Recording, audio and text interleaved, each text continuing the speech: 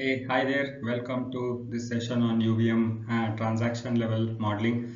This is going to be another deep dive session. As a part of this session, we will be looking more closely at TLM ports.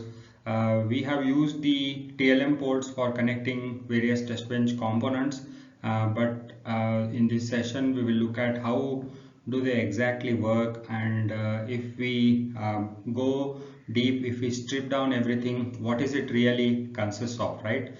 So we'll look at that in this particular session. So let's quickly jump into the agenda.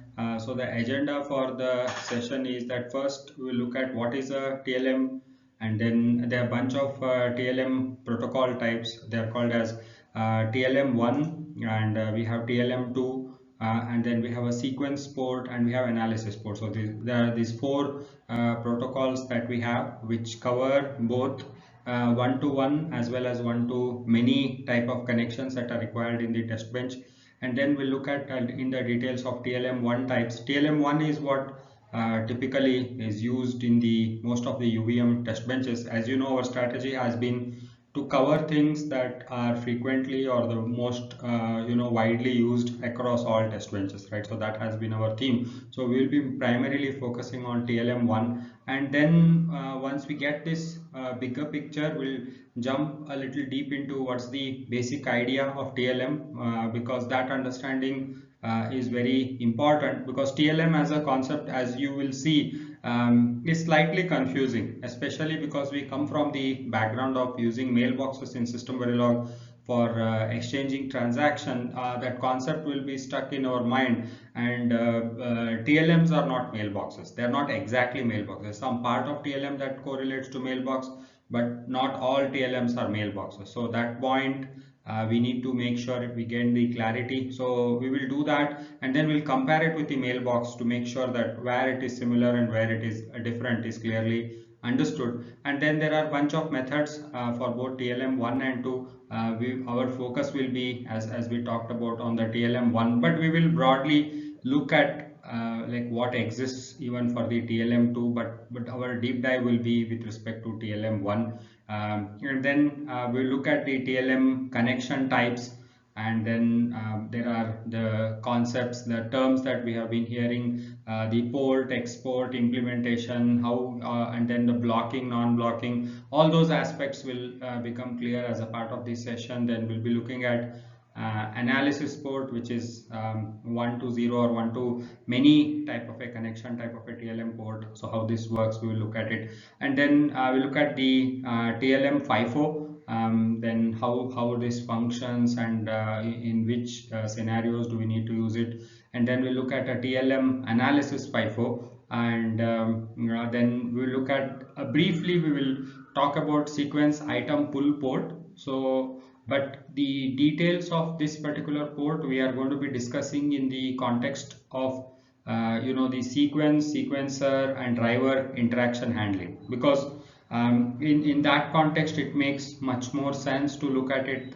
that how it gets utilized rather than looking at it independently, because there is not much of an independent use that we will have for the sequence item pull port, except that when we use it in the configuration of the sequencer and the driver interaction. So we will look at it closely through the protocol that we follow for the interaction of sequence and driver through sequencer. So when we do that, we will briefly touch base upon this one. So overall, our plan is to get the idea of what the TLM is, which is the key thing, and then we'll look little bit more detail into TLM1, and then we will be more covering the analysis part of it in more detail, and then we'll be looking at the FIFOs. The sequence item port we will look at in the context of sequencer driver interaction. TLM2 will just briefly get introduced, and why we will be looking at it briefly, that part also we will discuss a little bit as we go further in this session. So we'll briefly understand what is TLM and a little bit about its origin, and then we'll go into the details. So we are all familiar with the UVM agent, and then we have seen these various symbols of circle, square and diamond. and we have not gone deep into what each of those means. So in this session we will look deep into it and understand what do those mean. So here we have a UVM sequencer, and this circle actually means export, and this square means port. So this has a sequence item port. The sequencer has the implementation. What each of those mean we will understand. This is analysis port, this is analysis port, this is a port to port connection, and then from the agent through this analysis port we will connect multiple subscribers driven by the monitor. So these are some of the concepts that we have been seeing, but we have not understood how exactly, I mean, what exactly happens internally. So that will be the idea that we will be exploring as a part of this session. And so with that background, I just wanted to connect to what we have already seen so that we know what we are really talking about. The transaction level modeling concept itself has been brought into UVM from System C. So System C is a language that's typically used in the architectural exploration. What that means is that while you take some algorithm, this is especially true where you are implementing some sort of a data processing algorithm in hardware. So what the hardware architects do is they take that algorithm, then come up with a sort of an overall architecture, and once the architecture has been defined, that which are the various data processing blocks and what type of interfaces through which we are going to bring in the data and take it out, how much storage we are going to utilize, all these key details, once they have understood and once they have put in a conceptual picture in place, before creating a microarchitecture out of that specific architecture in order to implement it in RTL, what the teams do is they create a System C model of the architecture. Okay, so high level architecture, they create a System C model and look at it that whether it is a feasible, right? So before investing further, they do that feasibility analysis, and feasibility analysis could be done in multiple ways. And then like for example, whether the performance is going to meet, that could be one of the key criteria, right? So and then if they want, like, they can move around a little bit of functionality between different blocks to make sure that it meets the criteria that have been set forth for that particular project, and only after that they move it to microarchitecture.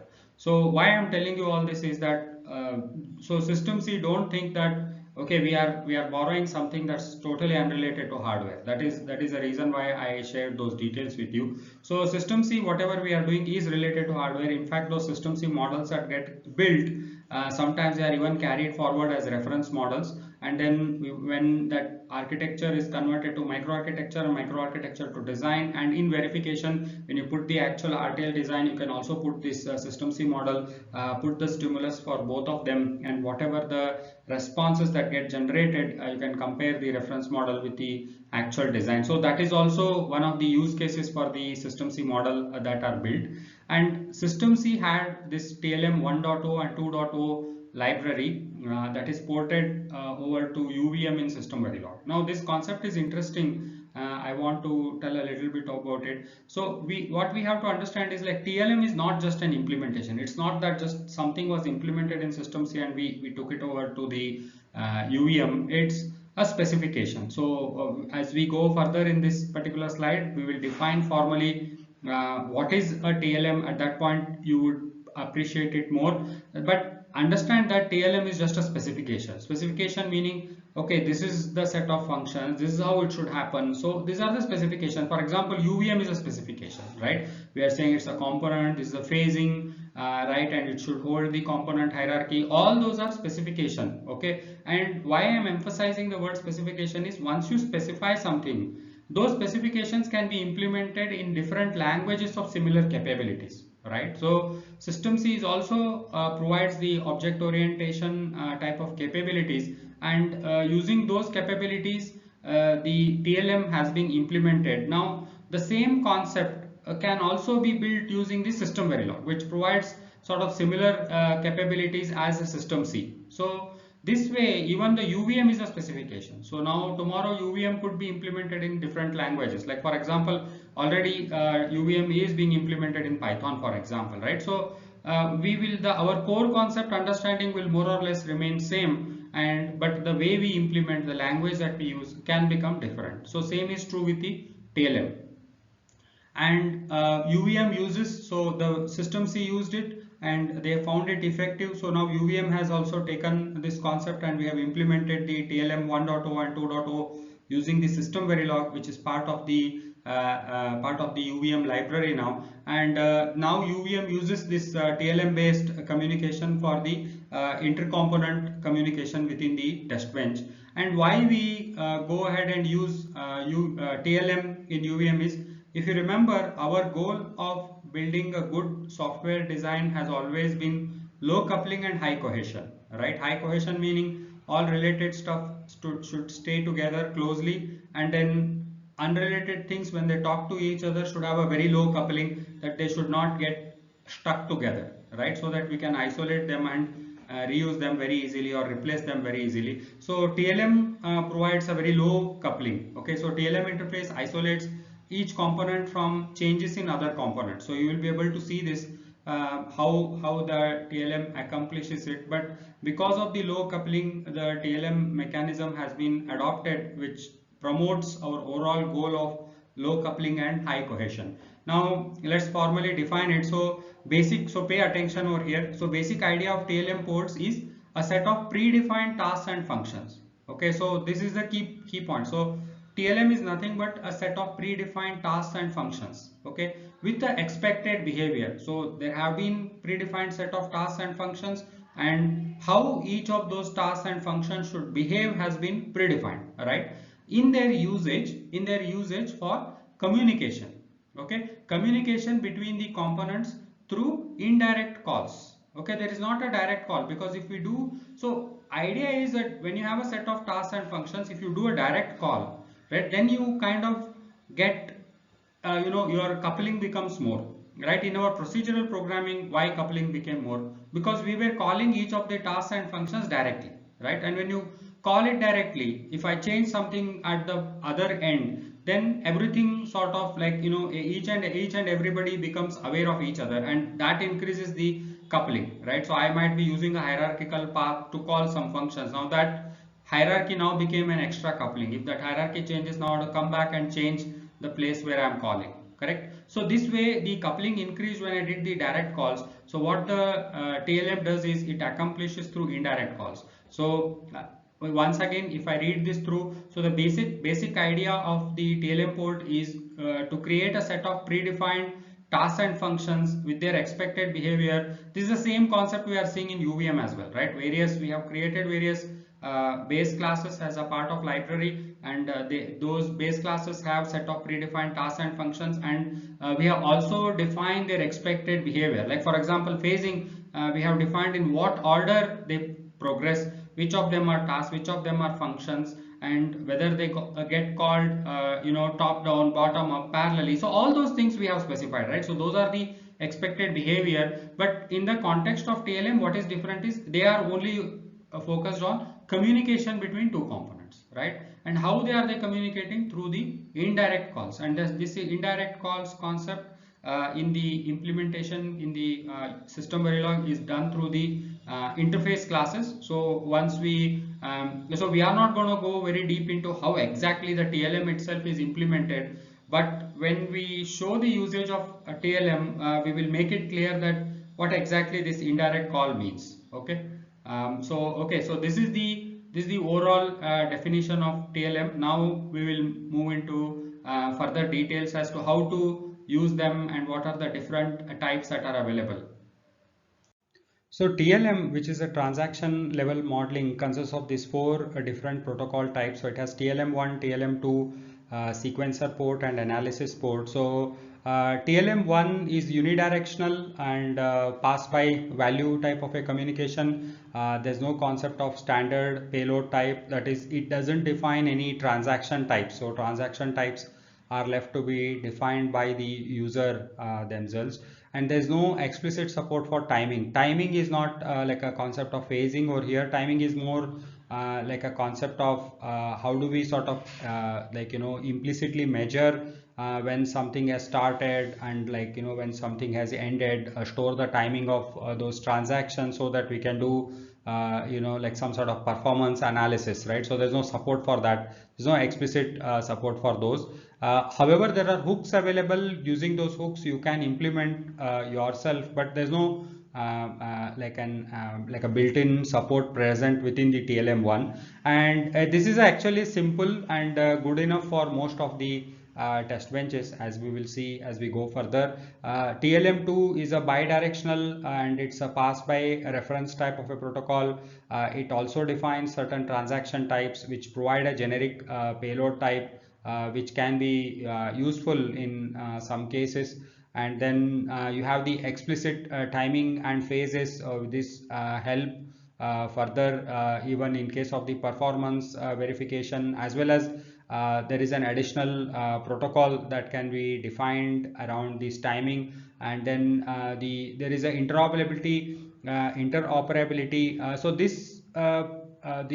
TLM2's primary sort of use case model is interoperability between your system Verilog and system C. And this is a sort of specialized area, and that's the reason why I think it's used in some special test benches, but not in most of the UVM test benches. That's why we will not be doing like a very deep dive into it. We'll just be sort of overall touch basing it to see what it contains. And then we have a sequencer port. This can be like a push or a pull port with well-defined completion semantics. What does that mean is, like, for example, the driver, we will see this concept in more detail, but when you talk in terms of like a sequencer and then sequence and the driver pulls the transaction from the sequence through the sequencer. Okay, so that is the pull port that it is being used over there. And then how do we do the completion? We will look at it when we go through the sequencer and driver type of an interaction. And then analysis port is a non-blocking 1 to 0 or one to many non-blocking. It's a main important point to note, is a broadcast type of a transaction communication wherein all subscribed components can get access to the transactions that is sent over. So we will be looking at it. So these are the sort of broad 4 protocols that are present, and we will look at each one of them as we go forward. We'll start off with the TLM1 protocol.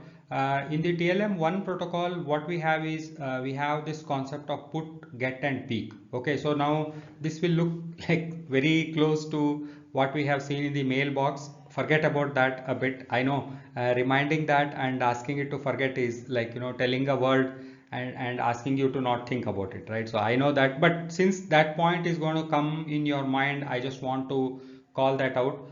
This put, get, and peek is different. Okay, this is not same as what we have seen in the mailbox. Okay, so just keep that in mind. As we go further, it will become more clearer.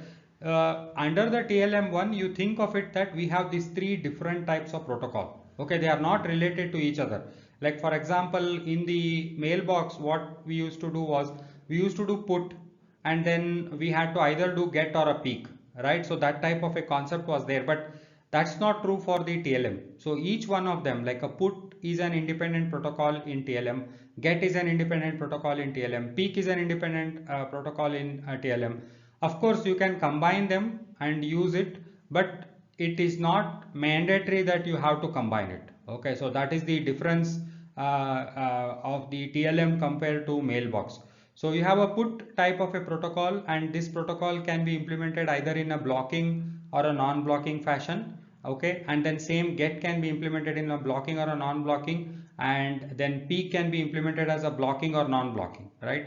And then what does a blocking mean is that you send something and the producer remains blocked till the consumer has completely processed what has been sent by producer. That is blocking. And in case of non-blocking, what happens is the producer sends it and the consumer just receives it, and he doesn't block the producer while he is processing what has been sent by the producer. Okay, so if both of, so in the non-blocking case, the producer has sent it and he will store it somewhere and do the processing later, but as soon as he has sent it, he will return back the control to the producer. So what we have to remember is, as we have talked about, TLM is set of tasks and functions. So there is, and then they are used for communication, and they are accomplishing through the indirect call. So if we are still making a call, you will see that as we go further. So a producer still calls something that belongs to consumer, right, in order to pass a transaction. Now in case of non-blocking, the consumer will not block him,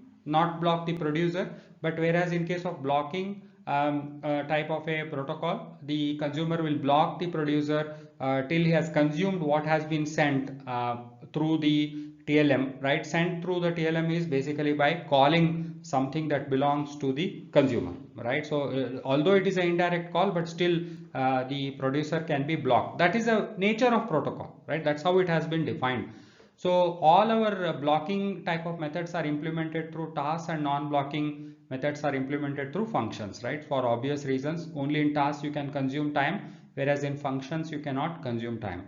So next, how do we implement this type of each of these protocols? So each of these are independent protocols. So put is an independent protocol, get is an independent protocol, peek is an independent protocol, and then each of these independent protocol can be implemented in a blocking fashion or non-blocking fashion. So the whole array of like lot of options are being given to the user, and they can pick and choose depending on their own like requirement. So how do we implement this each of this protocol in context of TLM is through these three things.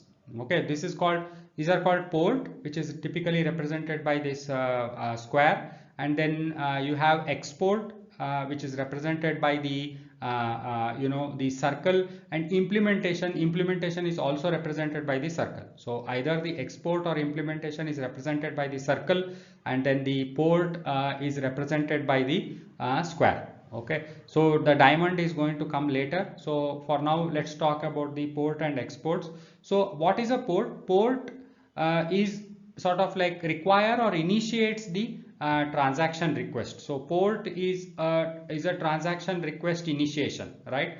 So initiation could be either sending something or expecting something. That's why it says require or initiate. So in case of get or peek, it is requiring something, right? I want to get something or I want to peek something, right? So I'm requiring. Whereas in case of put, I am initiating, right? I means the TLM is initiating the transaction request, and export is a forward and implementation of the method defined. Okay, so this just understand the definition.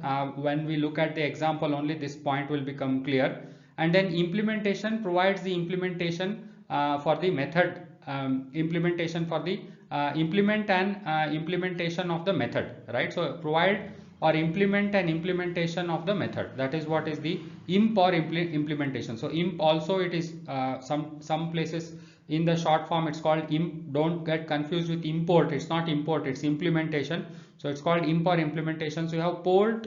Okay, through the port you either require or initiate. Export forwards it. Think of export as an wire that keeps moving from one connection to another connection, and implementation is finally where it gets consumed or where it gets produced, right? So that is the whole idea. I know that this export and the implementation concept is not clear. So when we go further into the some examples, we will bring clarity to it. But just understand this, that there are these three terms, and then we have these three different types of protocols.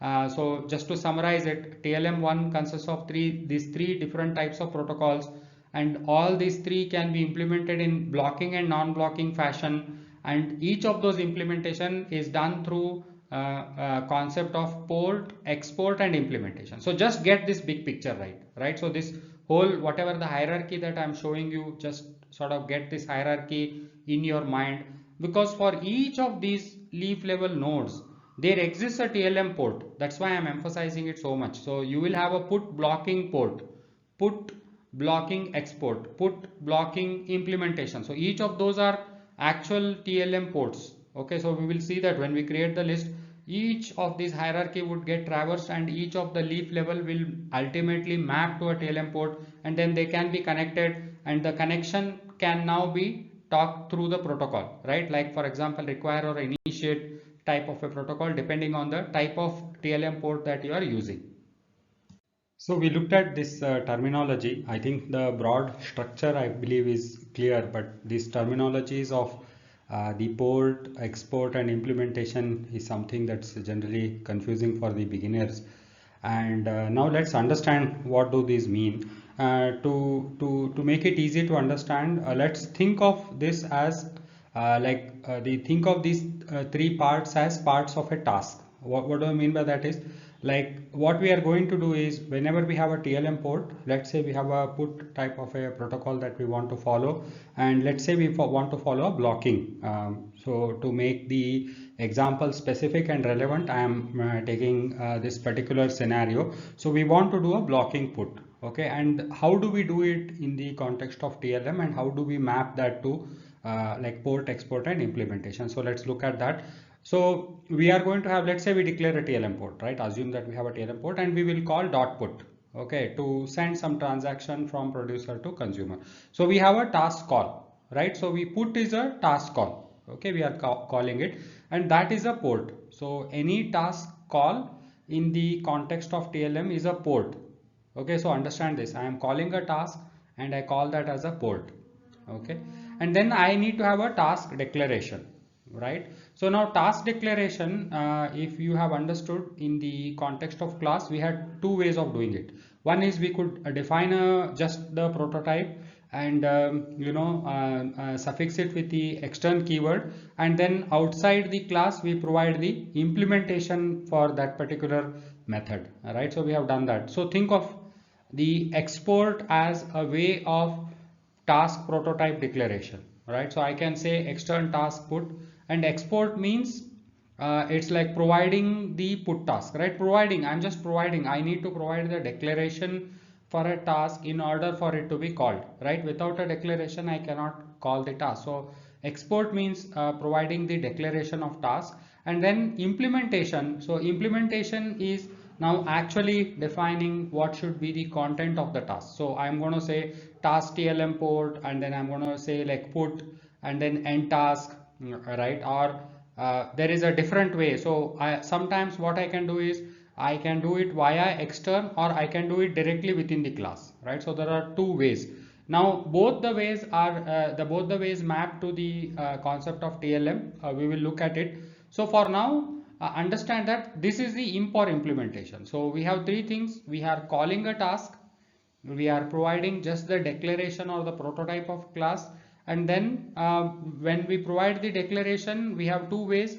One, we can provide an external declaration, and then we can separately provide the implementation, or we can directly provide the implementation within the class, right? So declaration and implementation can go together. This is a one concept. Or I can provide a separate declaration and then I provide the implementation later, right? So these are the two concept that exists with the task. So this is something that we have already seen, and I'm just relating to those. So task call is a port, external declaration is equivalent to export, and then the actual body of the task is the implementation, or called as imp. So these three concepts. So now when we declare a port, we are actually calling a task, and for it to work, we need to provide the declaration, and once you have declared it, you also need to provide the definition or implementation of that particular task.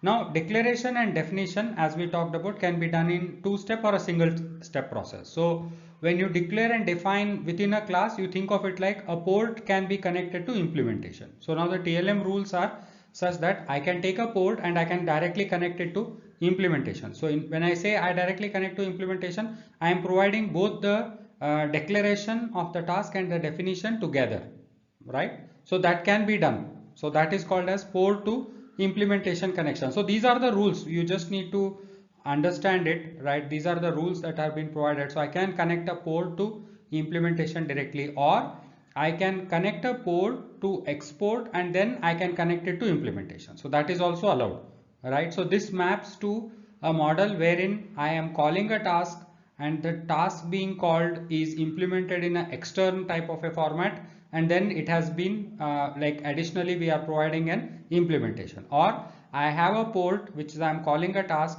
and for that task both the declaration and definition are present within the same class. Okay, so these are the two ways of doing the TLM port connection, right? So what we are able to define over here is using the task concept.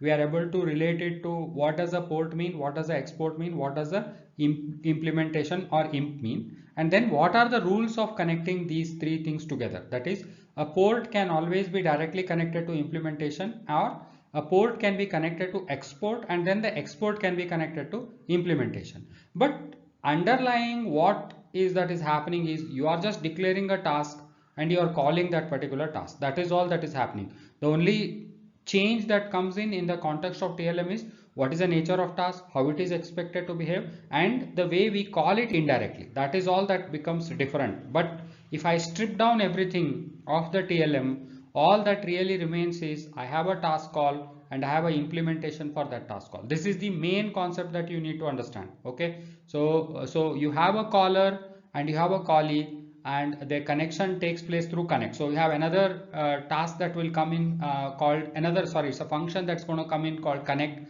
So through connect statement, you connect a caller to callee, and that is what facilitates the indirect way of calling it. So once the imp to port has been connected, or once the port to export and then export to imp have been connected, so all of those connections happen through this connect function. So once we connect it, then the caller will be able to call the callee. So now all that we are accomplishing is we are calling it indirectly, and that indirection happens through with the help of the connect call. Okay, so we have moved one step further. I know there could be still some more doubts left in terms of how exactly it happens. So we'll go one step by step. We'll go one more step further and look at a real example. But broadly, what we have been able to establish is we had concept of TLM1, and we said there are three different type of protocols. We said there is a put protocol, there's a get protocol, and there's a peek protocol. Within that we have blocking and non-blocking, and each of them was being implemented in the form of port, export, and implementation. So these are the main concepts. And then now we have provided definition for, so when we introduced that in the previous slide, the port, export, and implementation we had just formally defined, but it was not clear. So now in this particular slide, now we have made what does a port mean. It's just a call to a task or a function, that we have made it clear. What does the export mean? It's just a declaration of that particular task, right? So in an external type of a declaration, that's the correlation we are providing.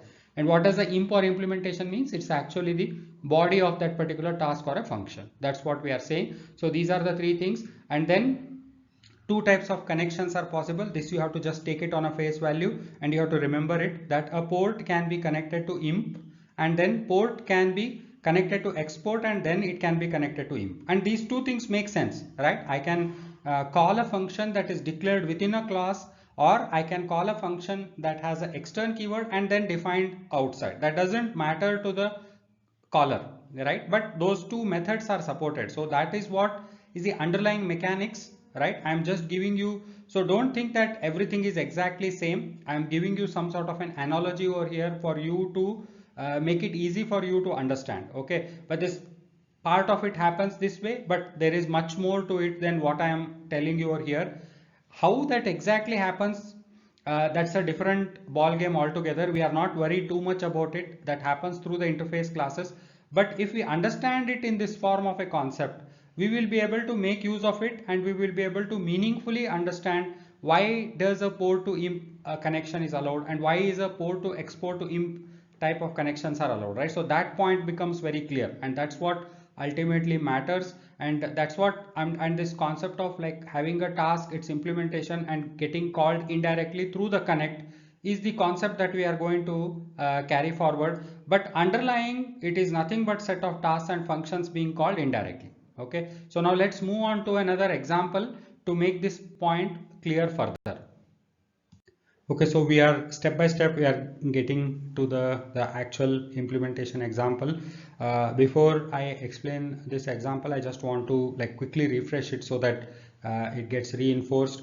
So we have looked at TLM1, and there we looked at there are three different types of protocols possible. We have put, get, peek, and then within each one of them we can have a blocking and non-blocking type of implementation, and each of the blocking put or a non-blocking put, or a blocking get or non-blocking get, or a blocking peek or a non-blocking peek, all of these, any one of these, right, gets implemented through three key things, right, which are port, right, export and implementation. So this is what we talked about in the first slide. There's a big picture we gave, and then always it gets implemented through these three things, right? That's what we said. And in the second slide, following that, we introduced the concept saying that a port can be correlated to a task call, and export can be correlated to a function or a task declaration, and then the imp or implementation can be correlated to a function or task implementation or the definition of that particular thing, right? So this is what we correlated. And the other point that we made is that we said port can be connected to imp,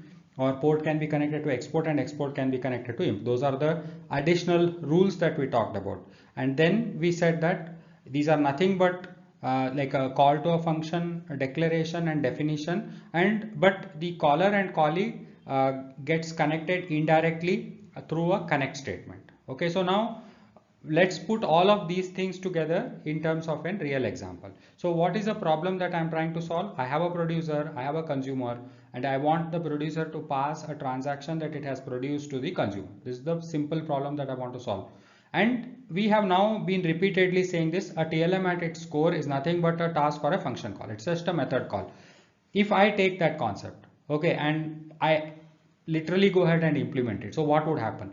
I can just implement a task. Let's say I want to do a blocking, right? We want to follow that blocking thread. I want to implement a put protocol, put blocking protocol I want to implement. So what do I have to do? So I will declare the task put in the consumer. I'll just literally declare, I'll create a class called consumer. In the consumer, I will declare a task called put. And then what I will do, I will create an object of the consumer type, and that particular handle of the consumer, I'm going to pass it to my producer class through the constructor. Right? We have been doing this type of things in the FIFO test bench, so it's nothing new for us. So I can pass that handle to the producer, and in the producer, what I will do, I have the handle to the consumer, and I know that the consumer contains a task called put, and the argument to that particular task is the transaction, certain transaction type that I want to pass from producer to consumer. I will just call inside the producer consumer handle dot put, and then pass on a transaction object there, right? And then that will reach the consumer, correct? Because I call that particular task, and the consumer can do, like maybe he might store it in an internal data queue. Whenever that put is called, he might take it and push back into a data queue, right? Maybe, I'm just saying. So he can process it. So in essence, I instance these to pass the handle of the consumer to producer, and then the producer took the handle and called handle dot put task, right? I can do that. So this, with this, I can implement the TLM. That itself is a TLM, right? I have a call to a task and I have a definition, right? So my consumer is a imp, right? Because it is providing the implementation, and my producer is a port who is calling the task. That's what we have been saying in the previous slide. And this is nothing but TLM. We have put it, right? So we have taken the task, and we have taken the protocol saying that until the consumer has taken it and put it in a data queue, is not returning. So he is returning after he is putting it in a way he has consumed. Later on he will do whatever he wants with the transaction, or he could maybe drive it to the interface and then return. That also is fine, right? So you can consume time, drive it actually on the interface and return it back, right? And so now overall protocol is implemented. So my producer called a put. In the put, we drove the interface, and after that it returned back, and then I again call one more put, right? So on and so forth. So now I have implemented the communication. What is the problem? What is the problem? So this is why do we need TLM if this is all this, if all that we are doing is one task call? What is the problem, right? So now if I do this, what has happened? So if tomorrow I want to replace consumer with something else, now that the data type will become different, correct? So now that different data type, if I pass, I have to go back and change the producer, right? In the producer, I was receiving this type of a data type, right? Now I have to change it to a different consumer type 2. Let's say I implemented a consumer, this was just a consumer, then next I implemented something consumer type 2. Now I have to pass that data type, and the producer I have to go change it. Okay, this type of an object, a different type of object is going to come in, and then I have to say whatever that consumer type 2 handle dot put, I need to do that, right? So now this way, whenever the external connection changed, I need to go change my producer, right? What is that leading to? It is leading to high coupling, right? Because there is now a dependency. And Although it might seem trivial when we are doing simple things, but when we build complex things, we don't want to build unnecessary dependency, because things could keep changing, different teams could be working on different things, and one team, when something changes, we don't want this guy to again affected. And when we build it this way, what happened, producer got tied into the consumer, right? They cannot be separated together, right? That is a problem. But if I want to just reuse a producer, I can't reuse a producer, right? Because he is aware of the type of handle that a consumer is, right? That is a problem. That is what we call by high coupling, and we don't want high coupling. We want high cohesion, but we don't want high coupling. We want low coupling. So TLM does that. Okay, so the TLM, what it does is, concept remains same. So I have put the put task in the consumer, which is the implementation, and I am calling that in the producer. But I am not going to directly use the consumer handle to call it. I am going to do it through the mediator, right? And my mediator is TLM, right? So when I do it through the TLM, TLM is a standard mediator, right? And then anybody gets connected as a consumer, it doesn't matter. Okay, and that indirection is what we talked about. If you remember, it's a function and task calls done for the sake of communication and done indirectly, right? And that indirection happens through something called connect. Okay, so when the connect is done, the TLM stores that information, and then the TLM takes care of indirecting the call from the producer to consumer's task, right? The TLM will take care of passing that particular call. That's what the TLM is doing. So TLM is providing you how the function should look like, what it should be prototype, who should be implementing what, and when one person calls, how does that call gets transferred to the guy who is implementing indirectly without being hard coded, right? That is, so when you do that, then there is low coupling. So I can remove the consumer. If I put a consumer type 2, now instead of connecting it to consumer, I'll connect it to consumer type 2, and I don't have to go change the code of the producer, right? So that is how I have achieved the low coupling. Now this is all theory. Let's quickly put it into the practice, and you will see that it is not much different from what we have discussed, and that should make the concept crystal clear, right? That how the overall thing works. Now, and this is all, now this is not an imaginary thing, right? So this is a real UVM code snippets that we are talking about. So we have a class TLM env, just a container, and then we have these 3 blocks of code that I want you guys to pay attention. So in this TLM env, we would have instanced the producer, we would have instanced the consumer, and we are saying producer.pport connect to consumer.export. This is what we are saying. Now what is the we are doing this in the connect phase. Then the UVM requires that all the TLM connections must be done by the end of connect phase. We have talked about it in the phasing. So we have to say producer.port. Port is your like either require or a initiator. It should always be in this format. Okay, so we say port should be connected to either export or to the implementation. Okay, so this is what we are saying. So export and implementation, the names can be used interchangeably because they are same. It's just either sometimes we are referring to only the declaration, and sometimes we are declaring to both the declaration as well as definition. This point will clear as we go a little bit further. So we are doing the connect. And the second thing is, think of this, although I have put the classes, think of this as I have created the instances of the producer and consumer. Think of it like that, but I am providing the class contents as well to make the information clear.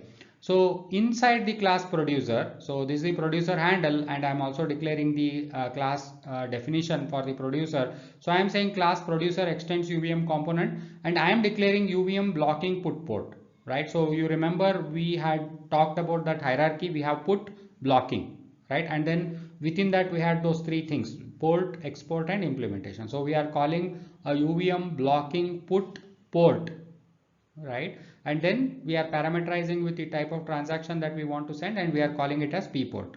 And then within the producer's constructor or in the build phase, right, recommended to be done in the build phase. So in the build phase you need to new the pport. I am not showing that part of the code, okay, but you need to new it. You don't need to use the factory for the TLM ports. You don't need to use factory because you cannot override these classes. These classes must be used as is. These are called utility classes, and these must be used as is. So you don't need to use the factory for like those create thing. You don't need to use.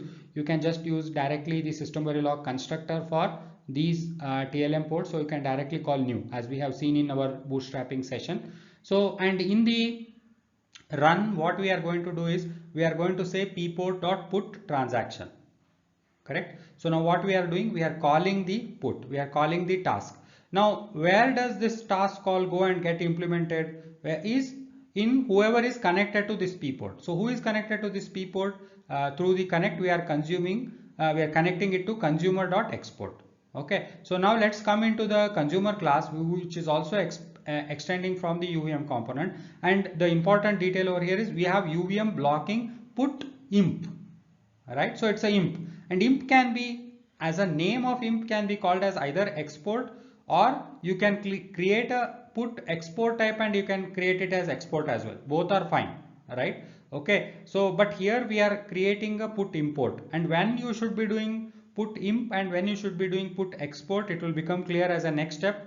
For now, just pay attention to the fact that how are we going to connect a port to imp or implementation. So let's focus it from that point of view. I know these terminologies can be slightly confusing, but pay attention from the core concept point of view. So we are calling a imp, and imp we are parameterizing with the transaction and the type of class, right? And when we say it is called as C export, right? So we are calling it as C export. Any name, you can give any name. And when you put this particular class name, what the put imp does is it adds this virtual task put to the consumer class. It adds it. That's the concept that gets created through the system verilog interface class. So this particular task gets added to the consumer. Okay, this gets added to the consumer. Not only it gets added, the TLM will take care. So TLM will take care of now two things. Okay, so one, not only this adds it, but because you have done the connection, okay, so whenever the pport.put is called, the TLM will take the responsibility to call this particular put present within the consumer. Correct. So now this way we have established, here is a caller, here is a callee. This particular task gets inserted by this particular declaration. So whenever you do this declaration, this particular task gets inserted, and then inside this task you can do anything, right? So you could be driving a particular interface, or you could be doing the functional coverage for it, or you could be storing it. Whatever the consumer's functionality is, you can put that particular functionality in the task. And this task, you have to imagine that it will become available, right? You don't have to explicitly declare this with some other name or anything. It automatically becomes available, and it will be like this. So it will be a virtual task put transaction end task. Within that you can put your functionality, right? And then whenever now the producer calls put, whoever is connected, that connections put task will get called. This is all the overall concept of the TLM, right? And then now we are able to correlate it to the broad structure that we talked about, right? Wherein we had those three types of protocol that we demonstrated, right? And then within that we had blocking, non-blocking concept. So we are able to demonstrate a real example of a blocking type, right? And what does a port mean and what does an implementation mean, right? So that we are able to demonstrate. So now what we will do is we will see few more examples. Actually we will see one of the type get, and once we see couple of them, then what we will do is we'll summarize all the type of tasks and functions available with each of these leaf nodes, so that you can create various examples out of it, but the basic concept will remain same as what I have shown over here. Okay, and then one more concept that is left open, which we will discuss further, is what exactly export means. So export we have left it, that we will look at it, why it is required and how it can be used. So that part we will look at it in the next few slides. So I hope the basic concept of TLM has become clear. So we have been looking at the TLM, and then obviously, as we had mentioned, of course the mailbox will definitely come into our mind. The TLM and mailbox are two different things. They are not like, there's no similarity between them. There is some level of similarity between them, but they are not same. Okay, so where is the similarity? Let's start from that. So as a part of TLM, we have introduced to 4 TLM protocols. Along with that, we have something called as TLM FIFOs. Okay, and typically the TLM FIFOs are used wherein typically in the put form of a protocol wherein the producer is producing and consumer doesn't want to consume it immediately. You want to store it and then consume it. So in those cases, to the TLM port, one can attach TLM FIFOs and then store it in the TLM FIFOs and then consume it later. Okay, so but the TLM FIFO follows the first in first out order, which is very similar to what the mailbox did, right? But that's the only similarity that really exists between the TLM and the mailbox, right? So rest other things are like very different from what the mailbox does. So let's understand what are those. So mailbox, the first thing is that when you use the mailbox, it forces at least two threads of implementation, right? There has to be one thread that does the mailbox.put and another thread that does the mailbox.get. But in TLM, this is not enforced, right? So a producer thread could be calling the put, and when that happens, the consumer need not have a separate thread, right? So when the producer calls a blocking put, the consumer can execute in the context of producer itself, as we saw that the task gets called indirectly, and then within that task the consumer can do whatever the consumer functionality is, and then that forces the producer thread to wait, right? So it's not here about like really saving threads, but I am trying to give you the distinction, right? So that in that way that there are certain ways in which the mailbox enforces things, but whereas the TLM doesn't, right? So in the TLM single thread also we can establish a communication, or we can establish it through multiple threads. So both the ways are possible. So bottom line is, as you see further, the TLM provides much more flexibility, much more variations. And then when connected through mailbox, so they must declare the matching mailbox type, and then we need to pass the same mailbox to both of them. It sort of creates that type of a dependency, right, when you use the mailbox and connect it, whereas when you do it through the TLM, there is much more degree of freedom compared to that of the mailbox. And then also the TLM provides like the FIFO type of an interface with the additional TLM FIFO base class, and then you can do like a push type of a communication, or like pull type of a communication, or you can do a broadcast type of communication using the analysis ports, right? So all these variations are possible with the TLM, whereas that's not possible with the mailbox, right? And then the other thing, the main thing about the TLM is, as we saw those like within the TLM1, when we saw the put, get, and the peak type of a protocols, each one of them can be an independent thing. It doesn't mean that like put has to be combined with the get. There is nothing like that. There is only with the put you can establish the communication. And then the other point that we saw was that the place where we are doing the put, it is not worried about how it is getting connected externally, right? So we aren't passing the handle of the consumer who is consuming whatever that has been put. He has no knowledge. Anybody could get connected to that particular port and consume that particular transaction, and all that it cares about is like if I am using a blocking put, that protocol is respected, because that is what is the definition of the TLM, right? So the TLM port can be connected to TLM FIFO, for example, right, or can be connected to direct implementation, as we showed in the previous example, and it doesn't make any difference to the producer, right? It doesn't make any difference. So that is the that is a way that the TLMs are different. In TLMs, you can implement put, get, peak as separate protocols independently. You don't have to stick to like put and get. You don't need two threads. That consumer and the producer need not be two separate threads. And then the different type of communications are possible. You can have a push, pull, or a broadcast type of communication, which is not possible with the mailbox. I hope this gives you the clarity of difference between the mailbox and the TLM ports. Okay, so let's look at various methods that are available. As we have been discussing, TLM is nothing but the set of methods and how they need to be used between your producer and consumer, right? So that's the main essence of the TLM. So in that context, let's look at what are the various methods available in each of the protocol. Just here is a quick sort of a visual cue about what we have talked about. I have put it only for the put, but I think is applicable for both the get as and the peak as well.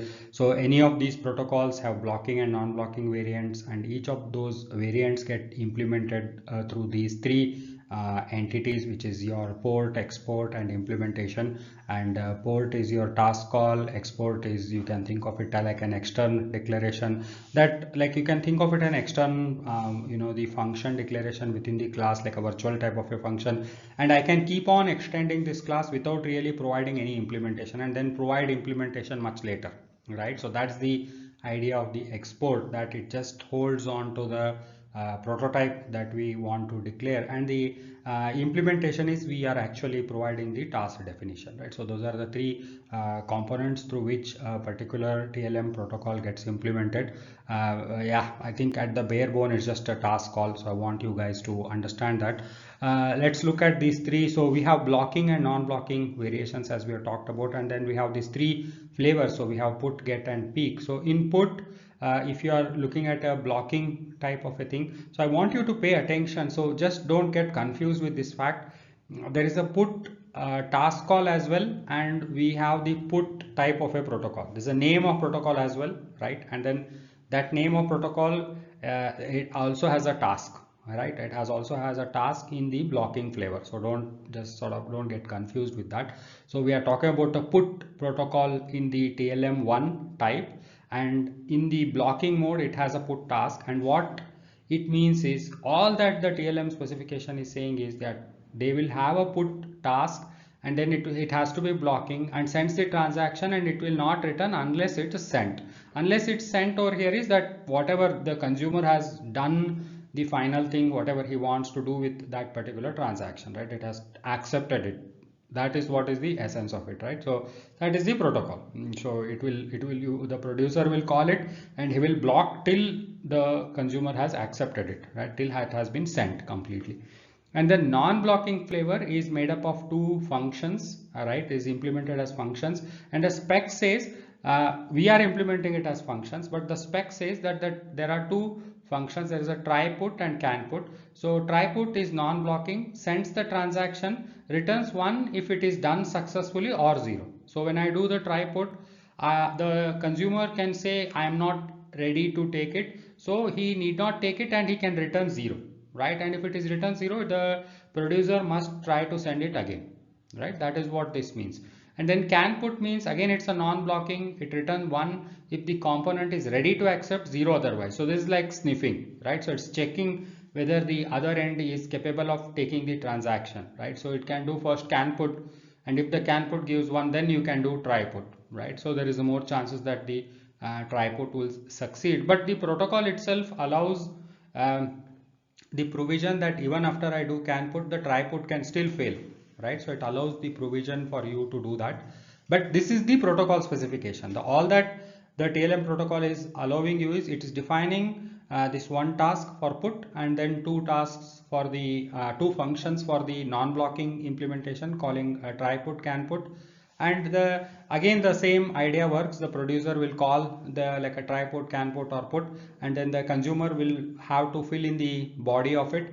The declaration can go through the hierarchies of components. Why does it go through hierarchies of components? Where export goes up, or like export goes down, port goes up. That concept we will see later. For a moment, just like hold on to that thought. But finally ultimately these functions for in case of non-blocking will have to be implemented by the consumer, and they have the option that if the consumer is accepting, he can return 1. If he is not accepting, he can return 0. Same thing with the get. So we are talking about get protocol. So note that I have just to distinguish, I have put the capital G over here, and this is the lowercase g over here. So this is the get task that is provided, and in case of blocking mode of communication, it's blocking and retrieve the transaction. It will not return unless it retrieves it, okay, and subsequent call gets a new transaction. So what it is happening over here is that in case of put, the transaction flow is initiated from producer to consumer. In case of get, it's initiated from consumer to the producer, right? So get is saying, yeah, I want to retrieve a transaction from the producer, right? So and once the initiation is happening in the consumer. So consumer is saying get port dot get, right? He is saying get port dot get. We'll look at one example also, but concept remains similar. Only the initiation is happening from the consumer. So it's saying get port dot get, and that guy will blocked, and then the get will get forwarded to the other component that is connected via connect call,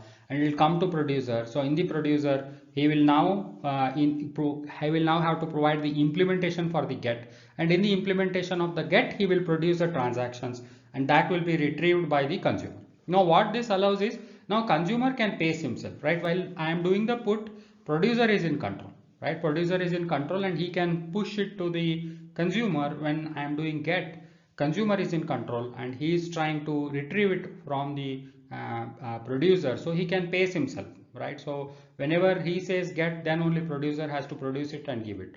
Unless he says it, now the producer cannot just keep on producing and pushing it. So who is in control, right? So that is the nature of a protocol that we are trying to provide over here. And then there's also peak protocol. And note that peak protocol can be implemented independently, right? It's up to you how depending on the requirement you can do it. And there is also one combination where get and peak can be combined and implemented as well.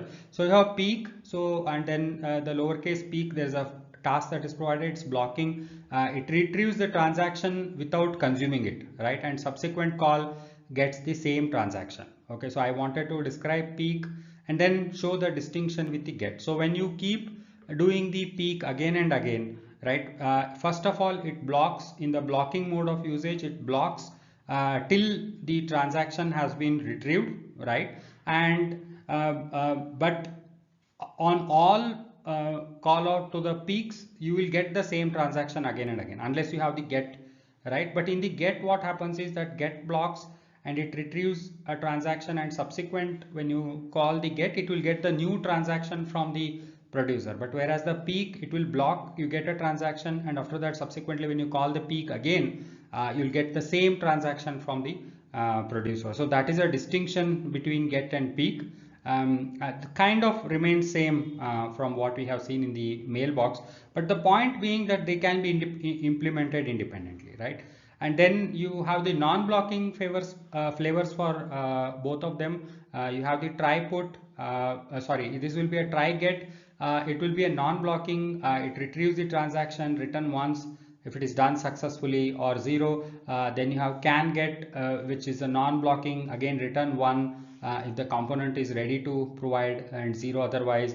Similar way, you have the try peak and can peak. So try peak will be a non-blocking, retrieves the transaction without consuming. This is the important distinction between your peak and the get. Peak retrieves the transaction without consuming, whereas get consumes it, right? And then whenever you call the subsequent get or subsequent try get, you will get a new transaction. So then you have a can peak, so it's a non-blocking, return 1 if the component is ready to peak, or 0 otherwise. So you can do a combination of can peak and then try peak, can peak, can get, and try get, right? So you can use the combinations to get a better success rate. But I think more than success rate, I would say these are the set of the way the communication has been defined that can be implemented between two components depending on the scenario that you are trying to solve. Okay, so we have looked at these different types of ports. For example, we have looked at like a blocking port implementation in the one of the examples. But I want to show you all the type of ports that are possible for both TLM1 and TLM2, and then what are the methods that are available in each one of them. We have described it, but I want to like put this bigger picture in your mind, because what happens is this TLM is sort of like a slightly bloated concept, right? Let me if I can use that word. It appears too much, but the real the crux of it is very little, right? So there are some things like that, there are some concepts like that. The core is very small, but it sort of gets bloated. So what we need to understand is, if you look at everything, then it feels like, oh, it's overwhelming, there's so many. But once you understand the pattern of looking at it, then it feels that, yeah, a sort of same thing repeating again and again and again, right? So you kind of get a hold on it and you feel more comfortable with it. So that's why I wanted to show you the complete picture, and you feel more comfortable.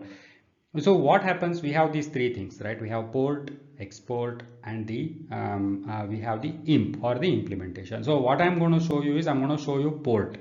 Same flavor again, it will exist in the export. Same flavor will exist in the imp. Okay, so that is something that you need to understand. So anytime we say one protocol, right, we have talked about it, right? Like any protocol that we have put, we have blocking, non-blocking, two flavors, and then we have, for each of the implementation, we have port, export, and implementation, right? So any one of them take, you will have all three flavors, right? All three flavors meaning, if I took put blocking, it will have port, export, and implementation, right? Those are the three flavors I'm talking about. So here I'm going to show you how the port type of entity is, like how does the class name looks like. But you can follow the same naming conventions, and you will see that there exists export and imp of the similar type. Okay, so that's what the point I'm referring to. Here I'm showing you with the port.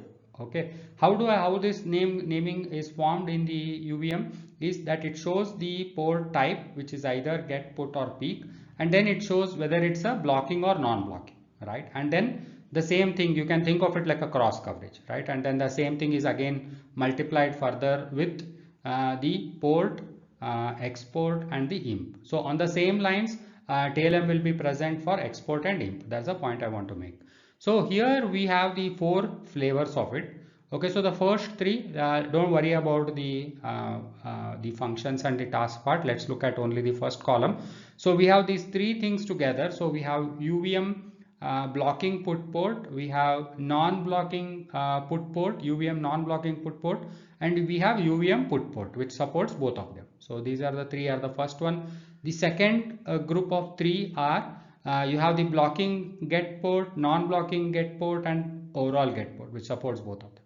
So then if you see here, we have blocking peak port, non-blocking peak port, and the peak port, right? So these three, again another flavor. This is the fourth category where we have the blocking get and peak port. This is what we had talked about, that the get and peak can be combined, and we have non-blocking get and peak port, and then the get peak port, which can support both of them.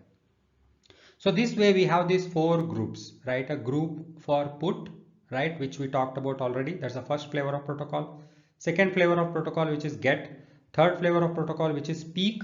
Fourth flavor, which is just a combination of get and peak put together, right? So that is what it is.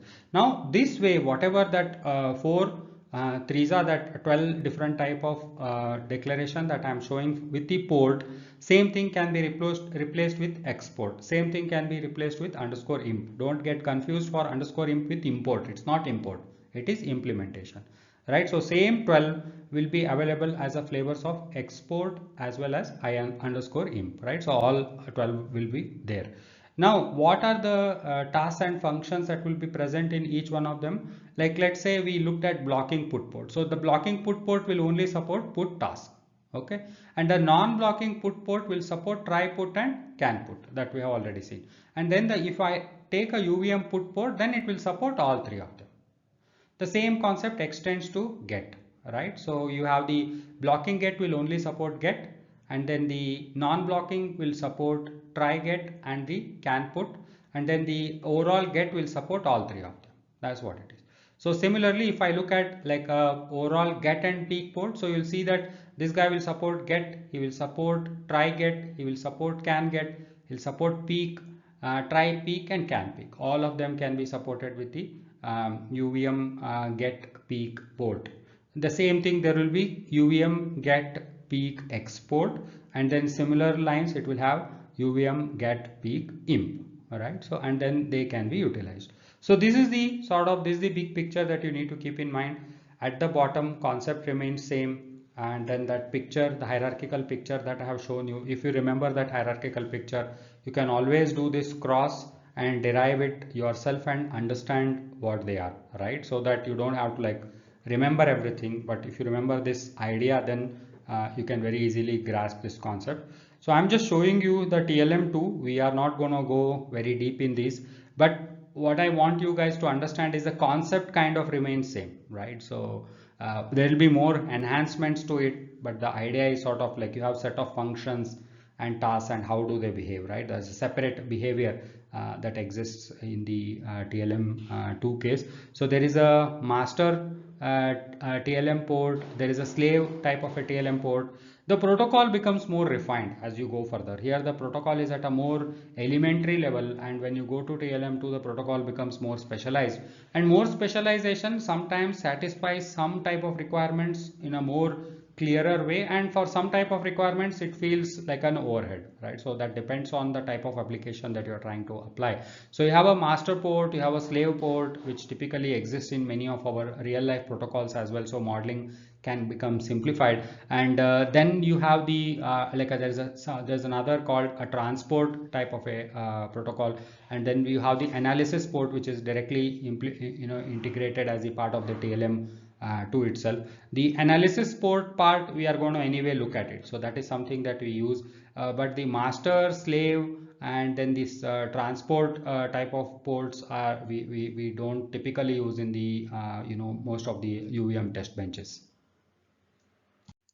So this TLM connection is the one concept that we had sort of paused it. We had looked at it that this concept exists, wherein we talked about briefly port to IMP connection and then port to export to IMP connection. What are those that we didn't discuss in detail? So in this slide, we will discuss that in detail and make sure that it becomes clear. So let's start with this picture here. So we have an environment, right? And then I have a comp1, I have comp2 here. In the comp1, I have this particular another comp called leaf1, and it has a put port, right? And then this is representing the port, and then this comp1 also has a port, and then I have a comp2. This has something called export, and then I have like a sub comp2 within the comp2 which also has another export, and then I have a leaf2 which has an imp. Note that the imp and the export, they are represented by the same symbol, so don't get confused. That is because, as we have discussed, it's just a prototype declaration of a function or a task to its implementation. Both will anyway be exactly same, right? Unless in fact even in the class when you do the extern, and if you don't while you actually provide the definition of that particular method, if you don't match it with the external prototype that you have provided within the class, then the compiler will flag error, right? So that is the context that you need to remember. That's why they are both represented by the same symbol, and then you will get the task put which you provide the implementation, right? So this is the sort of the picture, and these are the notations that we have seen. So we have been looking at port and export bar imp. Eventually we'll look at the analysis port as well. So what is this idea, right? So what is this picture trying to show us? Let's understand this.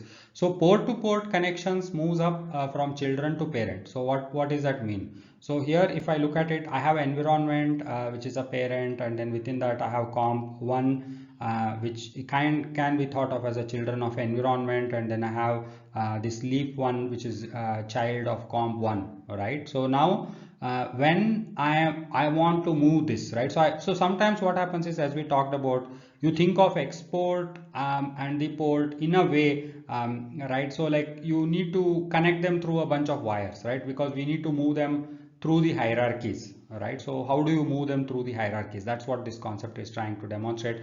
So port to port connection moves from children to parent up to peer level with export, right? So the peer level over here is the comp2. So comp1 and comp2 are peers. So from the child, which is leaf1, to the comp1, it moves through port. So when you move something from child to parent, right, up to your peer, you move it through the port.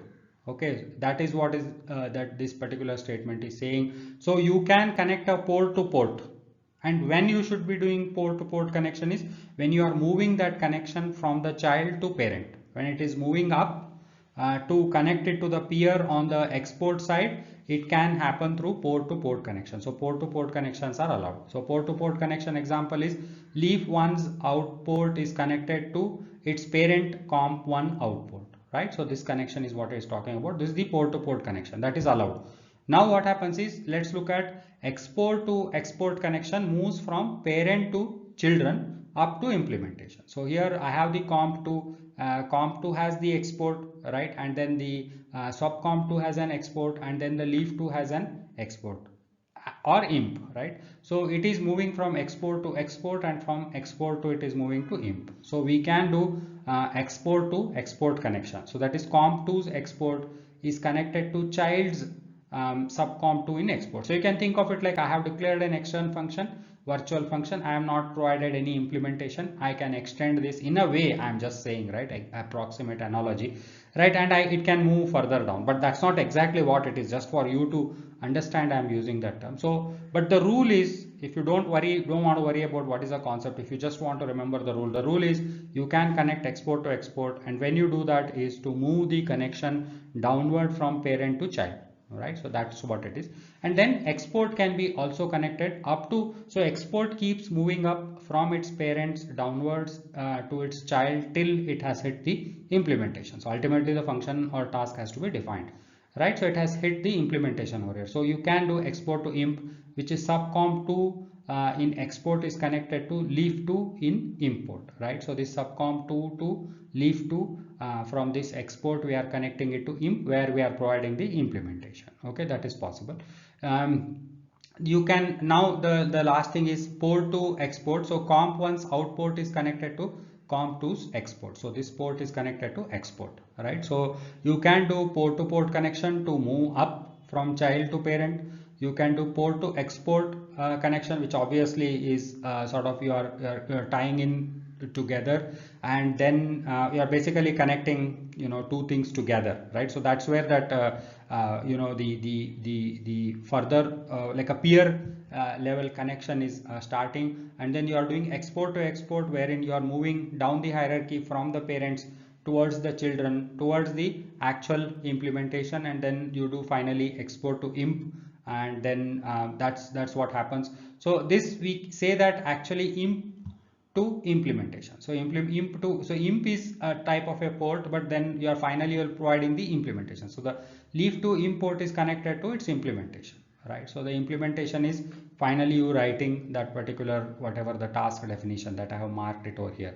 Now what happens is this, when I do this type of a connection in real life, so hierarchical port connections are resolved and optimized just before the elaboration phase, right? Since this is done at the elaboration phase, what is mandated is that you finish all your connection in the connect phase, right? Because this optimization takes place during the elaboration phase. So in the connect phase you should have completed everything. Okay, now once it gets optimized, then calling any ports interface method incurs a single hop to get to the implementation. So if you had not done this type of an optimization, then it would have moved through these series of calls, and that would have been just a wastage of simulation performance, right? But after we do the optimization, it just becomes, I call it the way we had shown it in the previous example, through one hop it moves to its implementation, right? So that way again it reconfirms our concept that all that is really happening is you are calling a task in one particular component, and that's getting transferred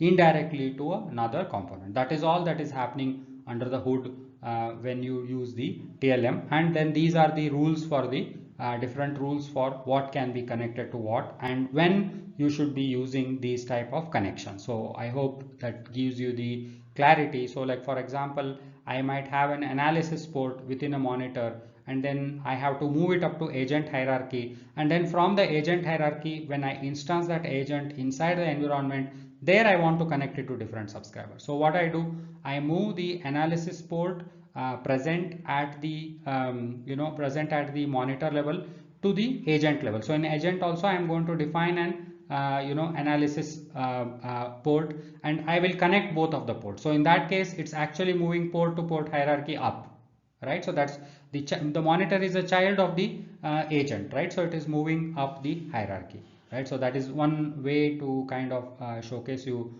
how this concept works. Okay, we have looked at the TLM1 type of ports. So we look at the one of the TLM2 type of ports, which is the analysis port. So what is the analysis port is it is something like this. So you have the monitor, right, and the monitor is the one that implements the analysis port. Again, the concept of port export implementation obviously remains same even for the analysis port, but the behavior and the type of tasks or functions that we use will be different. So the use case, the real use case for the analysis port is it's used in the monitor. So monitor does the declaration of analysis port, and it calls analysis port dot write, which is a function, and analysis port is represented by this diamond, and this can be connected to exports. So multiple subscribers now can get connected to monitor. Okay, so the multiple subscribers, these subscriber could be a scoreboard, functional coverage monitor, or some sort of a protocol checker. So any number of connections can be done to the analysis port. So analysis port supports 1 to 0. You can leave it open as well, or you can do 1 to many connections. And the write is a non-blocking type of a call, and it's used for coverage collectors and scoreboards typically. And the expectation is the transactions should not be changed in the subscriber.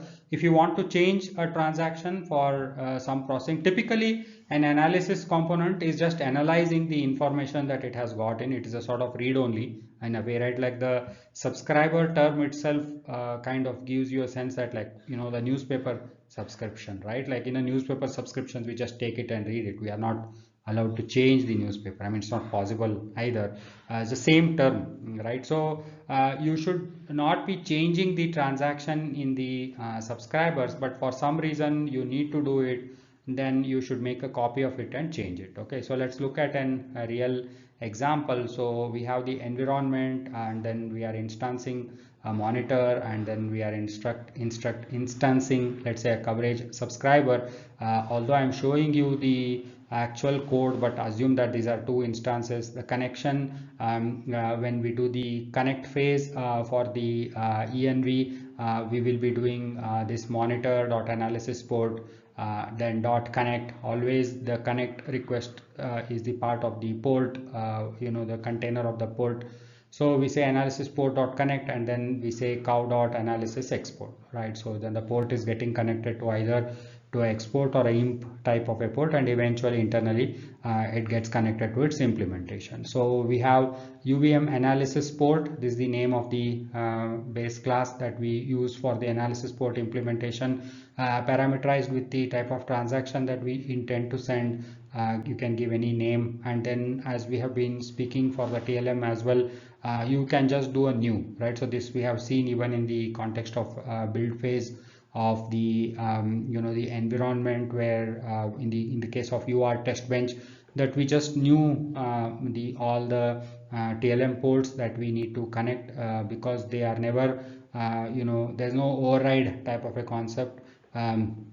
The factory based creation is not applicable. You can just do the new, and then you just say analysis port dot write. Write is a built-in function that is provided, and pass the transaction. Now this write indirectly gets transferred through this connect to the analysis export. So in the coverage subscriber, we are declaring UVM analysis imp. So when you extend anything from the UVM subscriber, then the this particular imp is provided as a built-in port within the subscriber, but I am showing it to you over here explicitly to make the concept clear. So many of the components have like built-in TLM ports, so we don't have to like really you know, re-declare them, so we can just use what exists already in them. So we have the UVM analysis imp, and then it's parameterized by the transaction and the component instance, or where we are placing this particular you know, the imp port. And whenever you do this, virtual function void write gets kind of inserted into the class where we are declaring this imp port, wherein we can provide the actual implementation, right? So, and then we call it as an analysis export. Although it's an imp type of port, you generally call it as an analysis export, and then you connect that to this particular port that we have created, and then you provide the implementation for this particular function. And then what happens is whenever we see the a port dot write getting executed, then the corresponding this particular function gets invoked. And here I am showing only the one connect, but there can be any number of connect that can be done to the analysis port, since it's a broadcast type of a communication. So when you do many connections, it gets broadcast at all of them. What it does is it stores who are all connected and then sort of iterates them through them, and kind of sends it to all the subscribers that are connected, and all the subscribers can now consume that type of a transaction. And note that the write should be non-blocking. Anyway, it's a function, so it's a non-blocking, so you should consume it as soon as you receive that particular transaction. And whatever the logic that you want, you can put it in over here. If you remember, all our coverage subscribers, they had this type of an implementation when we looked at the UR test bench. So even for the analysis port, you have the port imp and export, as we discussed when we started the discussion on the analysis. So analysis port broadcasts a value to all subscribers implementing UVM analysis imp, and UVM analysis imp receives all the transactions broadcasted by an UVM analysis port. Then the UVM analysis export to a lower level of UVM analysis imp to its children, right? So that's what that's the way it works. So the export will move it down the hierarchy, port can move it up the hierarchy. And there can be like sometimes a scenario wherein you are implementing, let's say, a scoreboard, and then you want to bring in multiple analysis imp into your scoreboard, in which case what happens is the write functions becomes a common write function, right? So now how do you deal with it? So in those cases, what you can do is you can use these macros called tick UVM analysis underscore imp declaration, and you can give some string over here. I have just provided underscore 1 and 2, and that provides you with the UVM analysis imp underscore 1 and imp underscore 2. You can use that same name, whatever the string that you have provided over here, and once you do that, then it has created essentially a different versions of this imp for you through this macro, and the name of the function will become different. So here I can do now, I will get now write underscore 1 and write underscore 2 instead of write. This underscore 1 underscore 2 can be any string, and it will get suffixed with that particular string that you are providing over here. So this is the template that you can follow, and then with this you can receive multiple streams of transactions coming in, and then you can use this imp declaration macro, UVM analysis underscore imp underscore declaration macro, to create the flavors of analysis imp if you are trying to provide multiple imp ports within a particular the component. And then in this case the writes have to be consumed immediately. Of course, this is something that we have talked about, but if you cannot consume for some reason and you want to store it and process, then you can use TLM FIFOs, right? So the same concept applies. There is a analysis TLM FIFOs, and then there are regular TLM FIFOs. The regular TLM FIFOs can be used for the regular TLM ports, and then the analysis TLM FIFO can be used for the analysis port. So when you cannot immediately consume either the analysis port transaction, then you can use analysis FIFOs. And even in case of put type of a TLM protocol, if you cannot consume what is being pushed from the producer, you can connect a TLM FIFO over there and store it, and then consume it in order, right? So that can be done. So next few slides we'll look at how to do that. So we will once in a while we'll keep showing the actual documentation from now on, just to kind of give you a sense that okay, what we are talking about it's to extent it is there in the documentation, and of course we can't discuss all the aspects of everything, right? So we are going to provide you with the enough the foundational knowledge through which you can explore and understand the further nitty-gritties, nuances. That is something, it's a continuous learning process. This is something, if you remember, we had talked about it even in the context of system Verilog, and any whenever I'm discussing any topic which contains integrity details, nuances, I get reminded of it. So I'm showing you the source. So this is the snippets from the documentation that I have taken from the UVM base class reference that gets shipped. So there are three things. There is a UVM source code, there's a UVM user guide, and then there's a UVM base class reference which is shipped as a HTML. So these are the screenshots that I have taken from those HTML documentation. So all the FIFO base classes are FIFO, either the TLM FIFO or the analysis FIFO, they are all fine ultimately extended from this TLM FIFO base.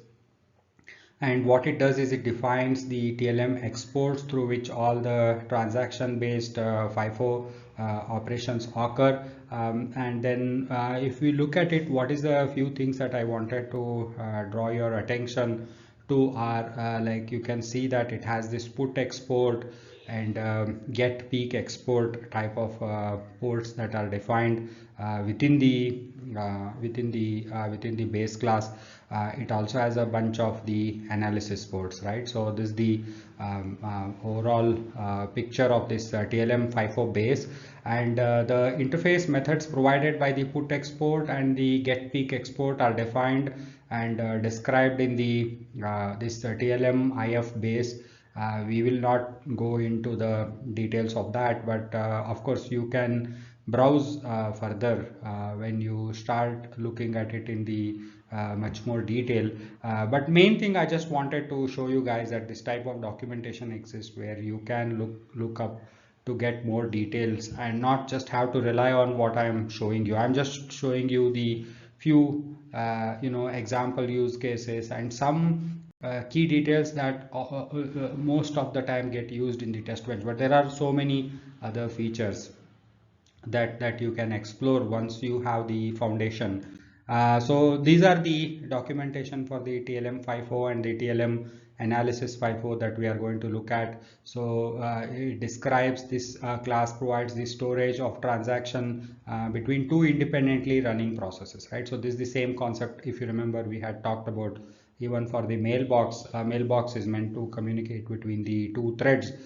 So the same is true with the TLM FIFO. That's why we had said that the TLM FIFO is in a way similar to mailbox in a way that it allows you to send the ordered transactions, but the way of course it gets connected to the environment is obviously different.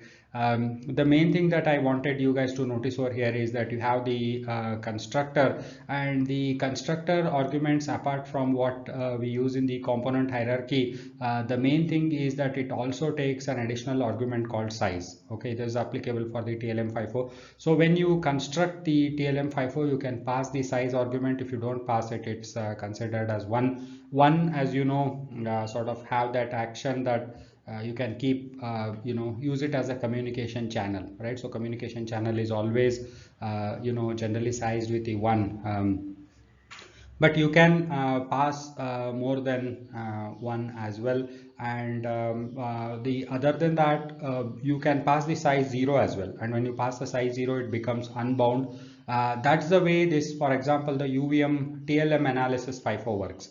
So the TLM analysis FIFO extends from the UVM TLM FIFO, and the main differentiation that it brings up it is that it creates the size equal to 0 so that it becomes unbounded, right? And you can pass any other integer value if you want to size it any differently, and you can see that like it has some functions to query how much size has been utilized, whether it has become full, empty, and then you can also flush it. So it does really behave like a FIFO. So next we will look at a few use cases for both of these, the TLM FIFO as well as for the analysis UVM TLM analysis FIFO.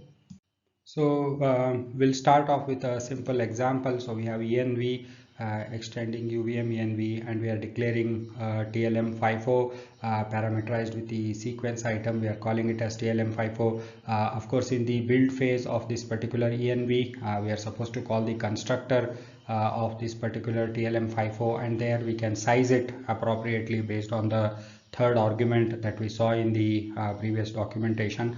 I'm not showing you that part. So I am showing you there are two class instances which also get built. I'm not showing you that part. I'm just showing you the actual contents to make sense out of this whole idea.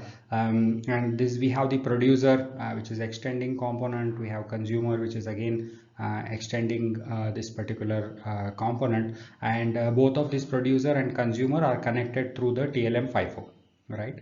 And both of these the TLM FIFOs are getting connected through the export. So if you remember in the base class for the FIFO, we saw that it has a put export and get peak export, both of them.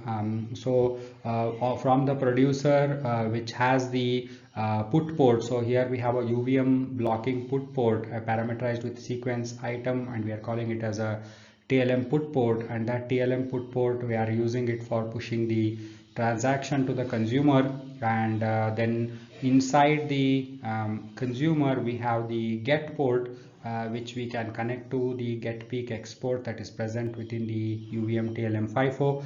We are calling it as TLM get, and then both of them we are connecting over here.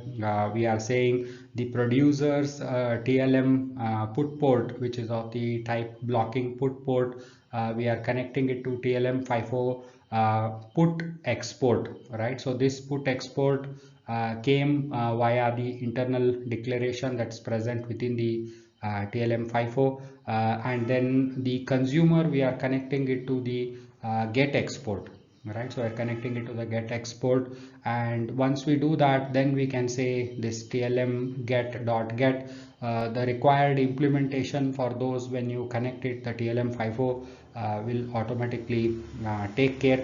So when you do these two connections, now the TLM FIFO is operational. Whenever the put happens, the data will go into the TLM FIFO, and whenever now it will keep accumulating them based on the size that you have provided. And whenever the consumer does the get, the corresponding transaction will show up through the TLM FIFO, and those is full, is empty type of methods can be used by the producer and consumer to avoid the sort of the the data loss type of conditions. And so the transactions are put into the FIFO via put export, and transactions are fetched from the FIFO in order as they arrived at the get peak export. Producer need not wait for the consumer to acknowledge.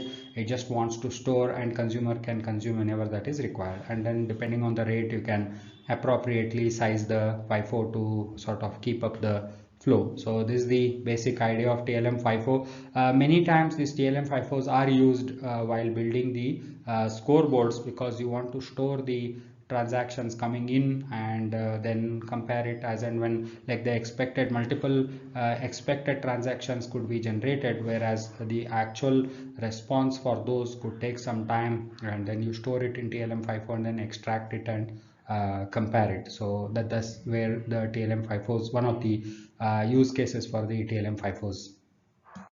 So look at the TLM analysis FIFO. So this provides the storage for the transactions that are broadcasted. The transactions are put into the FIFO via an analysis export, and the transactions are fetched from FIFO in order. They are arrived via this get peak export. So note that although we had seen the get peak export, the name of the port will become like a get export. So in the previous one, if you remember, we had connected it to get export. That's the type is get peak export, but the name of the port will become get export. You can always go look at the source code if you really care to sort of look at that level of detail. Then the analysis component need not again consume the broadcasted transactions immediately.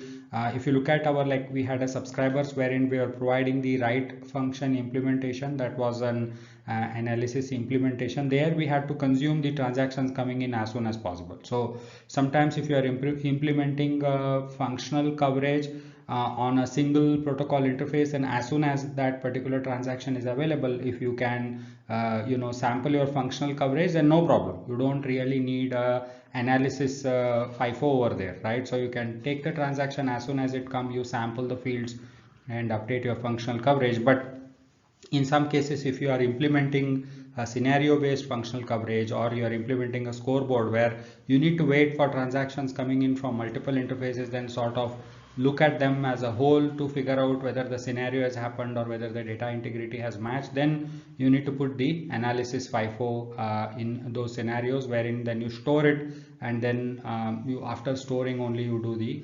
comparison, right? So, and the analysis FIFO is extended from the TLM FIFO, and the main two differences is, one is that it has the unbounded FIFO size. You cannot specify the FIFO size.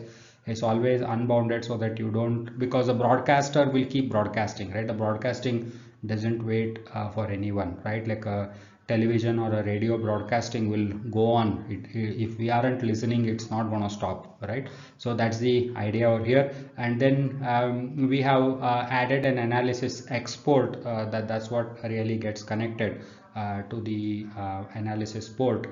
So let's look at an example. So we have class env extending UVM env, we have monitor, and the monitor has an analysis port, and we are calling analysis port dot write, and that's what gets broadcasted to all the analysis ports that are connected. So we are connecting our analysis port to the scoreboard, which contains a TLM FIFO, and in that TLM FIFO we have an analysis export. So the TLM FIFO itself will provide a built-in implementation for the write function, so that whenever this write gets forwarded, it will do automatically a job of updating that particular transaction into the FIFO that will be pushed into the FIFO through this connection. And then in the scoreboard we have declared our TLM analysis FIFO parameterized by the sequence item, and then when you want to get the transaction out of this particular FIFO, you can just use directly the get call, right, to pull out a transaction from the FIFO.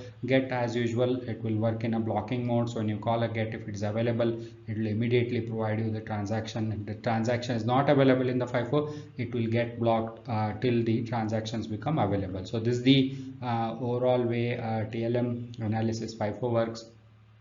One thing I want to tell you, that in most of the UVM source code, the way you are going to code eventually is that you are going to take a working code. So you never start really writing code from scratch. Don't do that, right? So whenever you want to use like a TLM FIFO or a TLM analysis FIFO, either within your project or in the example repositories that are shipped with the UVM or from the internet, you first take a working example and then check that whether that particular setup is working fine in your environment. Only after you have confirmed that it's independently working, you take that pattern and integrate it into your environment or in your test bench where you are working, because it is a lot of details, right? So, and then you always look for an working setup, and to that setup you want to add something, right? Because the TLM FIFO write and TLM FIFO read, when you do a bigger test bench, is a minuscule part of it, right? So what you are really interested in is what transactions you are getting, how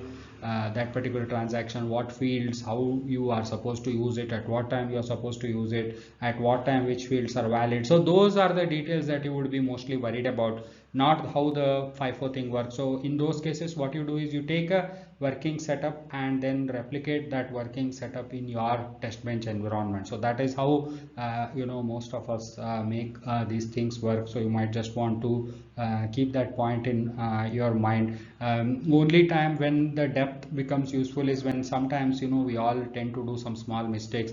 We might forget to add something, or we have added it at a different place.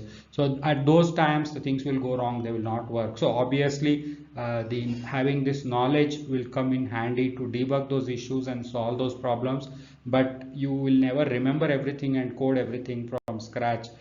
You obviously start from a working setup and then confirm it and then add more to it.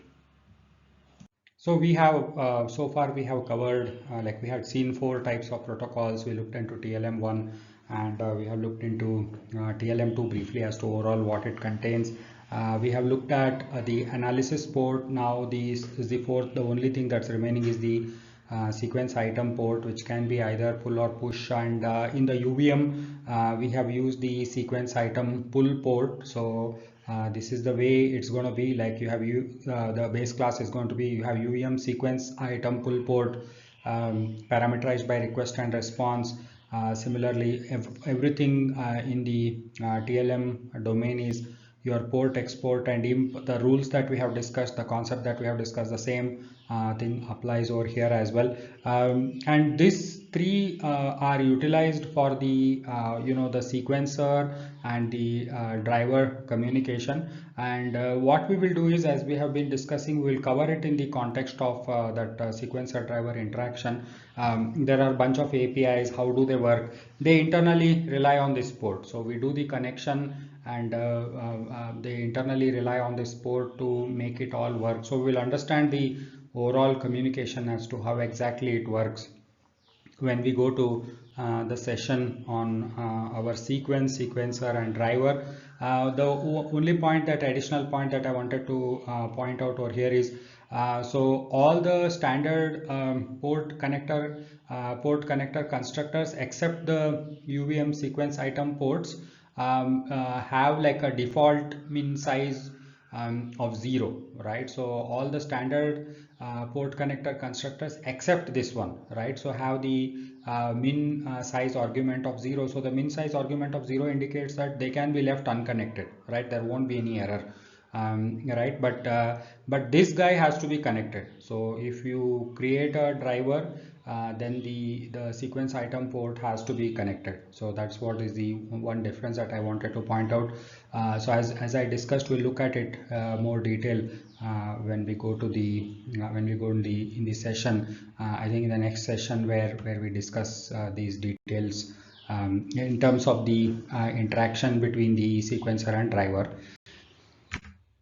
So this is the overall test bench diagram. Just wanted to bring this up. We have seen it few times. So we looked at the analysis port. So from monitor it comes out, and then you can see that the multiple subscribers can be connected here. This could be like a coverage monitor, and this is the scoreboard, and this is taking this transaction from the monitor, and the scoreboard is also taking transaction from a different agent. So for example, even in case of UART, it could be from UART TX agent as well as APB agent. So it has to take both of them in order to do the end-to-end data integrity check. So analysis port can feed into multiple subscribers, and then we have the sequencer. So sequencer implements the export, driver implements the sequence item port. This communication, it's beyond just the sequence item ports, right? It's beyond TLM. There is much more involved sort of handshake that is involved. I think we will look it up in this next session. So just wanted to sort of bring this picture up to showcase that, yeah, we do have looked at these things now. So we understand port, we understand export, we understand analysis ports, and how the multiple analysis components can be connected to it, and how the communication works through the parameterized transactions, how the export indicates the availability, and how the port consumes it, and how the implementation implements what has been indicated available by the export. So we have looked at these concepts, making sure that, yeah, whatever we had seen briefly in our test bench diagram, now we are able to make sense out of it. So this, I think, concludes the session on TLMs.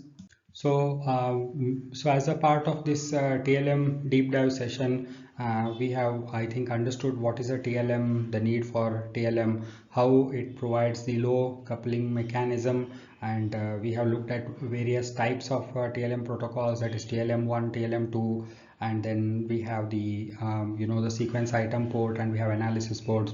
We went deep into TLM1. We looked at get and put and peak type of protocol. We looked at how their how each one of those have like a blocking and non-blocking variations, and how this is finally implemented through a port, export, and import implementation.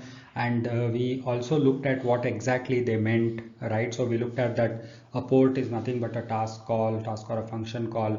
Export is nothing but its declaration or showing that something is available for the port to call, and then the import implementation is finally providing the definition to it. All of this concept is made realizable with the help of the system verilog interface class, and we looked at how each of those TLM the variations, how each one of them have become, like a port export and type of implementation for both the blocking, non-blocking, and the full right, the complete both the blocking and non-blocking variants together. How we have each one of those available for the get, put, peak, and get and peak together. And briefly we looked at the TLM2, where we have that master slave, that the protocol now is building further. Here it was all independent, whereas in case of TLM2 it is building further to model the real life protocols in a way, and then they are also declaring some sort of a generic payload to take it further. And it's mostly utilized when I think like for the even for the mainly for the like a system C based process communication as well. The TLM2 is getting utilized. So we had master slave and then the transport type of protocol, and it also contains analysis port type of a concept. We looked at the analysis port concept separately. That part we have looked at it separately, and then we have seen how it supports like 1 to 0 or 1 to many type of connections, how multiple subscribers can be connected, and how when we do the write, it gets distributed to all the subscribers. And as we noted that the subscribers, if they want to change the transaction, they should ideally be making the copy, because it's expected that I have to use it in a read-only format. The main thing about TLM is that we are providing set of tasks and functions and putting in the rules as to how they should be utilized, right? And then those tasks and functions are being called indirectly, and that indirection happens through the connect function that we do. And we have seen that even in the phasing, connect and connect phase are two different things. All the connects must be done by the end of connect phase, so that in the end of elaboration phase, if there is any collapsing of the port traversal from child to the parent, multiple hierarchy up to the peer level, and then the export traversal from the parent to the children, finally to the implementation, can be collapsed into one single call in the end of elaboration phase, right? In order for that to happen, all the TLM connects must be done by the end of the connect phase. So we looked at those concepts, and most of the TLM communication expects that the transactions to be consumed immediately. But if you have a need wherein the consumer cannot consume it immediately, then if you want to store it, then you have the TLM FIFO that is being available, which has a put export and get peak export type of a communication that is available within the FIFO. You can connect it and then store the transactions and then consume it later. So you have your TLM FIFO, which you can use it with the regular TLM1 type of ports, and you have the analysis FIFO, which you can use it for the the analysis port in your subscriber. Either it could be a coverage monitor or could be a scoreboard, where you need to store it to make sense out of it eventually. You can do that with the help of the analysis FIFO. So we have looked at those as well. The sequence item port we just looked at to make sure that we have the sequence item pull port, import and export, but we would be looking at it in more detail when we go to the sequencer and driver communication session. So again, I think like we have finished this TLM session, deep dive session. Thank you so much for listening.